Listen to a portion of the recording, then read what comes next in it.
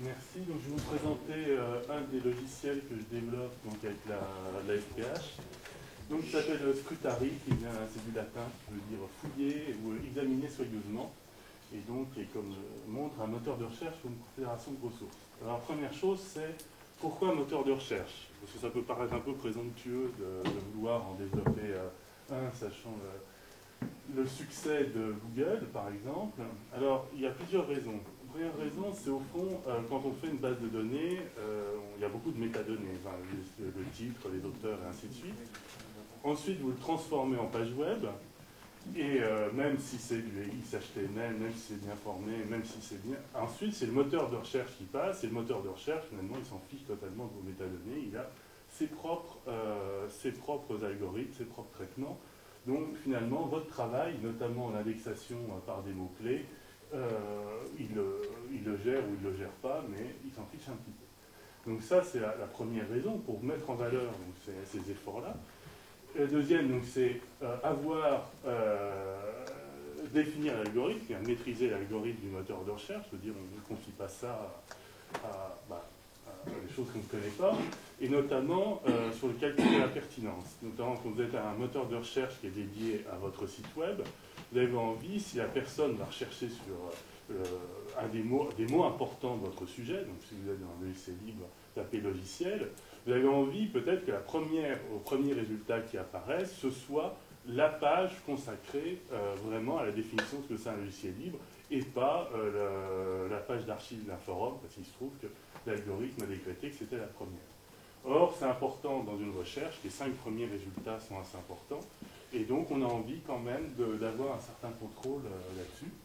Et donc après, la troisième raison, c'est être complémentaire donc avec un moteur de recherche classique, dans le sens où le moteur de recherche Scrutari ne cherche que sur les métadonnées, il ne fait pas du plein texte, puisque bon, à la limite, là, on n'a pas les moyens non plus d'être concurrent de Google.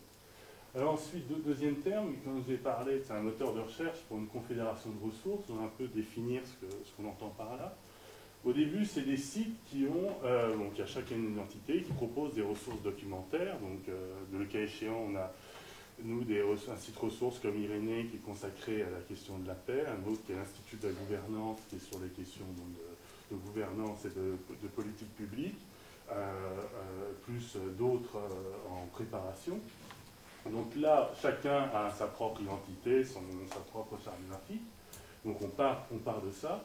Mais il y a l'idée quand même d'introduire la transversalité entre eux, puisqu'un site qui va parler de la paix va parler de questions politiques, un site qui va parler de la gouvernance va parler des questions de paix, et on a envie que l'internaute ait accès de façon transversale à ces différentes informations, avec l'idée d'avoir, dans le cadre d'une confédération de ressources, une charte rédactionnelle commune, en disant on essaye d'avoir une information honnête, subjective, mais honnête, et notamment, là, pas de triche dans l'indexation, si on a un moteur de recherche dont on connaît l'algorithme, si on en ouvre à tous, on a envie de dire, on va trafiquer parce qu'on veut être à tout prix dans les premiers résultats, alors que là, non, on estime que ceux qui participent à la confédération de ressources s'engagent à indexer proprement leur information et donc à ne pas tricher. Et cette confédération se dote d'outils communs, donc un wiki, mais je n'en parlerai pas cette fois-ci, et donc le moteur de recherche transversal. Alors le schéma de fonctionnement est relativement simple, il est très proche des flux RSS d'une certaine manière, puisque au début on a des bases dans des formats, sur des logiciels différents, qui génèrent à intervalles réguliers un format XML, un format une VPROB, donc Scrutari Data, qui présente voilà, quelles sont mes ressources importantes de mon site, avec quels mots-clés, quelles sont mes métadonnées, les auteurs, les champs complémentaires, et ainsi de suite. Il y a un serveur qui passe régulièrement pour se mettre à jour, il lit donc ces différents fichiers présentés. Donc ça, c'est sur ce schéma, c'est le processus. Et après, on a des clients. Pour l'instant, on en a 2 développés, un en PHP qui, lui, s'adapte aux chartes graphiques des sites, et un autre qui est en Vue, où là, avec l'idée d'une interface un peu plus intelligente pour la recherche. Et le client, lui, de façon classique, va interroger le moteur, le serveur, il va récupérer les résultats, et dans les résultats, il y a l'adresse de la ressource complète. Et là, dans ce cas-là,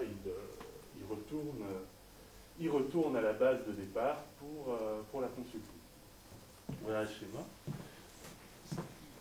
Ensuite, dernier, en fait, son dernier, finalement, pourquoi je fais cette présentation aussi parce que je pense qu'on cherche à c'est un logiciel libre, mais quand il est développé par une seule personne, bon, c'est libre que de nom. Donc c'est de monter un peu une communauté autour, de questionner ce logiciel par rapport à d'autres expériences. Donc d'abord, discuter du principe, discuter de l'algorithme là-dessus. Également, sur les clients, on est très preneur de remontées d'utilisation. Encore de faire les utilisations dans d'autres contextes, ça nous intéresserait également. Après, deuxième partie, c'est il y a des, comme pour les flux RSS, en fait, les logiciels de gestion de contenu ont tous un module de production d'un flux RSS. De la même manière, développer à terme, pour les plus célèbres logiciels de gestion de contenu, un module qui génère un format qui nous intéresse. Puis après, c'est un peu dans l'idée où April est aussi un lieu d'éducation populaire, on va dire, d'avoir solliciter vos retours d'expérience, de façon générale, sur la question de la recherche de l'information, également sur la question de traitement sémantique, ça c'est un point qui m'intéresse énormément, et également toute la question du web sémantique, que je suis assez peu, et également est un sujet qui m'intéresse. Voilà. Est-ce que c'est utilisé en dehors de la FPH? Est-ce que vous avez des contributeurs externes? Ou pour l'instant, vu la jeunesse du projet, c'est pas encore le cas?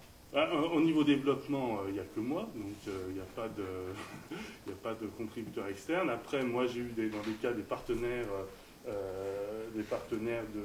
la FPH qui avaient déjà leur site, notamment deux personnes, c'était TwoSpeak, qui ont fait des petites, j'ai mis comme c'est du XML, qui ont fait le petit programme qui génère les données et qui les renvoie au serveur. Mais après, à chaque fois, c'est lié purement. Enfin, c'est pas vraiment un module sous speed qu'ils ont fait juste par rapport à leurs propres données à elles. Ce qui, moi, m'intéresserait, c'est d'avoir un module plus générique. Plus générique sur quel que soit dans les différents logiciels de gestion de compte. J'ai une question par rapport à l'échelle en fait, du projet.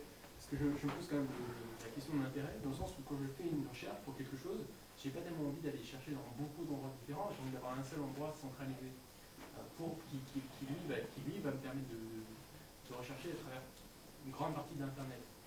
Et donc là où j'ai le doute, c'est qu'une fois qu'il y a un très grand nombre de sites qui sont indexés, un très grand nombre d'acteurs, en général il y a des problèmes.